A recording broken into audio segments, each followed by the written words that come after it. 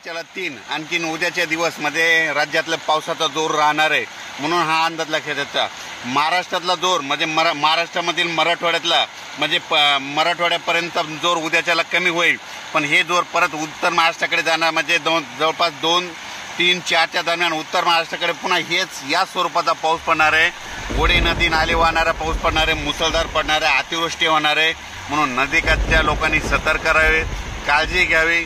कारण की राज्यामध्ये या पावसानं मुसळधार पावसानं सगळीकडे थैमान घातलंय, म्हणून हा अंदाज सर्व शेतकऱ्यांना लक्षात येतो। राज्यात एकंदरीत परिस्थिती पाहिजे तर पूर्व विदर्भ, आज पूर्व विदर्भात तिकडल्या भागामध्ये वर्धा, नागपूर, भंडारा, गोंदिया तिकडल्या भागामध्ये तिकडल्या पावसाचा जोर उसळ आणि पश्चिम विदर्भ आणि मराठवाड्यातला जोर मात्र आज 2 तारखेपर्यंत असाच राहणार आहे, म्हणून हा अंदाज लक्षात येतो।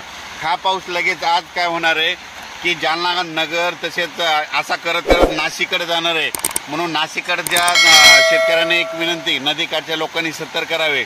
ज्यांची घरे नदीकाठी आहेत त्यांनी सतर्क करा आणि पाऊस चालू झाल्याच्यानंतर तुम्ही सगळं लक्ष ठेवा, कारण की काय होईल रात्रीतच अचानक पाऊस पडायला आहे आणि घराला पाण्याचा वेढा पडायला आहे, म्हणून हे सगळ्यांनी लक्षात घ्यायचं।